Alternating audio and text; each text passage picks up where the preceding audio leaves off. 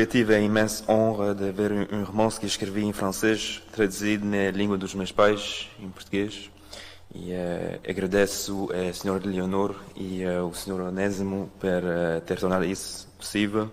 E agradeço as pessoas envolvidas na organização deste evento. E falar sobre a escrita é uma responsabilidade que eu levo a sério e que gera em mim muitas dúvidas. Não falo muito bem português, como já devo ter reparado. E, na verdade, contrariando uma crença popular, eu não acho que os escritores estejam assim tão à vontade com as palavras e os discursos públicos. Vou falar em meu nome pessoal. Não creio estar à vontade com as palavras e julgo ser por isso mesmo que escrevo. Quantas vezes os desafios da vida me parecem indizíveis, quantas vezes gaguejei em momentos importantes e balbuciei em conversas normais, quantas vezes me faltarem as palavras. Acredito que a escrita é o resultado lógico desta minha relação conflituosa com as palavras. A escrita nasce da minha necessidade fundamental de expressão. Mais que um desejo, é uma necessidade e um direito de réplica à vida.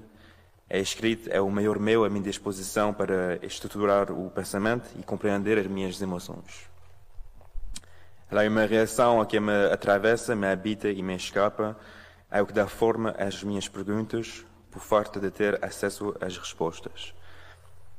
E é claro que o que acaba de dizer se aplica igualmente, e talvez em primeiro lugar, à leitura. Foi para as vozes dos maiores escritores que atendi certas verdades profundas sobre o mundo, e ler o romance permite de aceder à mente de uma outra pessoa e, por extensão, a uma nova visão do mundo. E volto depois a mim mesmo um pouco mudado, um pouco mais em busca da riqueza do mundo. As palavras podem sim conseguir muita coisa, é verdade.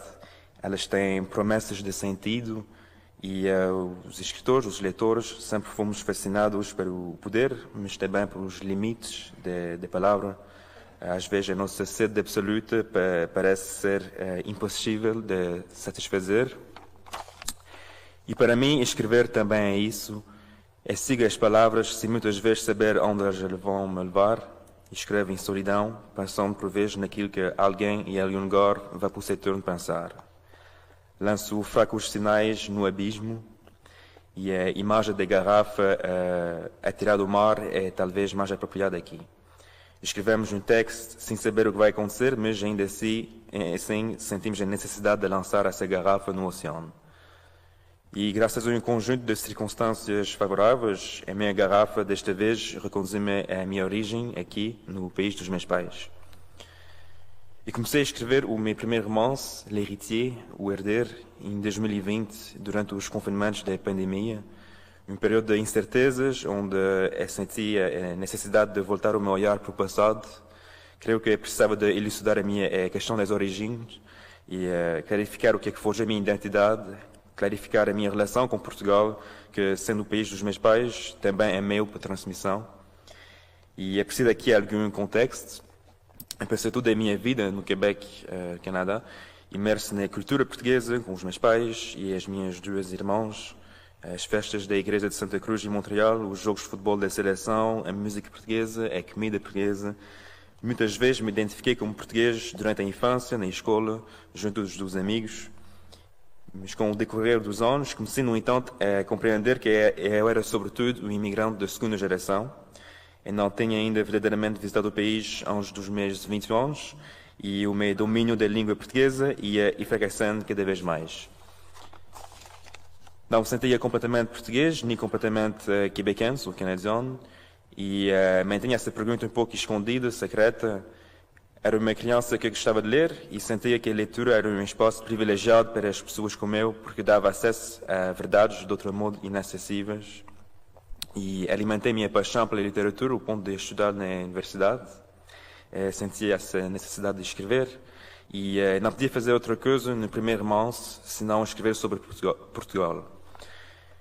Escrevi, pois, uma ficção inspirada em vivências minhas. O tema de Portugal foi, por assim dizer, o meu ponto de partida, com a perspectiva de um personagem que é um imigrante da segunda geração, mas também um estudante da primeira geração.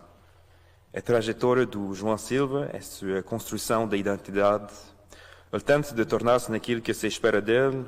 Com o passar dos anos, o João tenta de enfrentar a sua ansiedade social. procuro o seu lugar no olhar dos outros, procuro o meu de honrar as esperanças que nele foram depositadas. O livro aborda, portanto, essa ambiguidade da identidade, essas dúvidas, mas também a saúde mental e as classes sociais da sociedade quebequense. Não se trata apenas de resolver questões da identidade cultural, mas da identidade existencial também.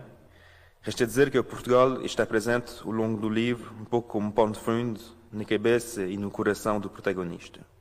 É um país sonhado, idealizado, um conceito para ser tomado como ponto de referência. É um amor profundo e uma nostalgia dolorosa. Portugal, de certa maneira, é a origem perdida para este personagem que sempre busca pertencer a alguma coisa. Para citar uma passagem do livro, Portugal é sempre a forma de uma promessa, ao mesmo tempo a nossa origem e o nosso horizonte. E, obviamente, eu queria prestar homenagem à vida dos imigrantes com esse livro, e talvez seja então que emigrar, como escrever, é fazer um gesto na direção da esperança. Escrevi de alguma forma a partir do lugar da minha ignorância, e procurei nomear essa ignorância, esse entremeio identitário dos filhos de imigrantes que tentam pertencer à sua cultura de origem e à sociedade de acolhimento dos pais, sentindo às vezes que não pertence nem a uma nem a outra. Eu senti a necessidade de lançar a minha garrafa ao mar.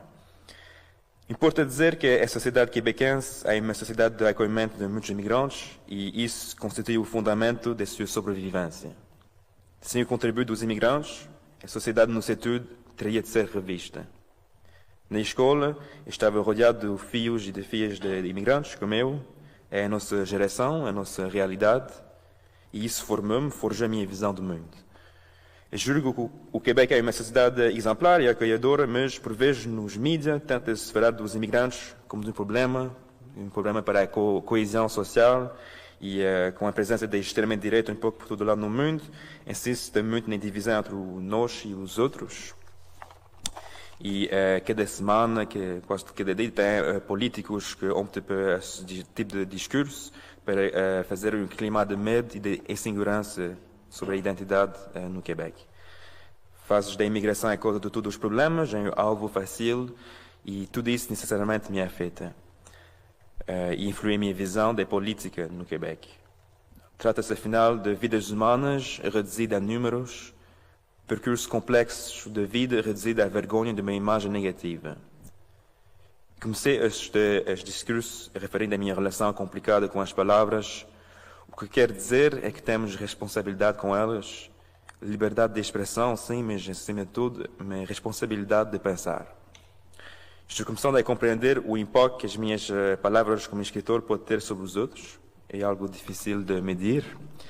E talvez até agora o meu modesto papel como escritor e filho de imigrantes tenha sido a tentativa de restituir para a escrita a dignidade da vida humana, honrar a coragem, a desenvoltura das classes sociais mais desfavorecidas, dar uma história aos números, descrever o percurso de uma família imigrante. Eu quis também prestar homenagem à vida dos meus pais, a minha mãe, Alda Moreira, o meu pai, Hernani Gouveia, e dar o ponto de vista da segunda geração de imigração sobre a primeira geração, para abrir o diálogo entre as gerações através de todos os impossíveis dilemas da imigração e tudo o que implica de amor, de sacrifícios, de não ditos e de saudades. Acredito que os imigrantes não são apenas números de mão de obra e que, como seres humanos, podem participar na cultura da sociedade de acolhimento, que não temos de pedir desculpa por existirmos.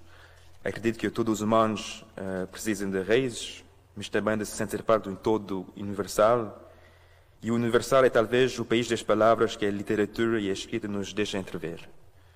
No fim de contas, os meus pais chegaram a um país onde eles não falavam a língua no princípio, mas foi mesmo essa língua que eu utilizei para escrever os meus livros, e esses livros estão agora traduzidos na língua da origem dos meus pais.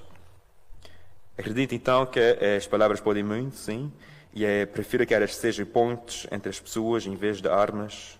Tenho ainda tanto para aprender e a minha obra está ainda por escrever.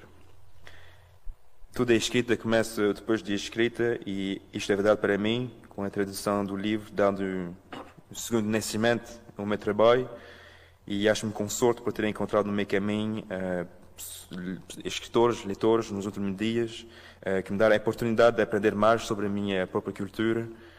Acredito que, como artista, é importante manter uma independência de espírito, mas ainda é bom se sentir parte de uma comunidade. O meu pensamento por si só é parcelar e imperfeito, mas eu percebo cada vez mais a importância do sentimento de comunidade todos os dias. Esta possibilidade de tomar a palavra que aqui me foi oferecida é uma honra imensa.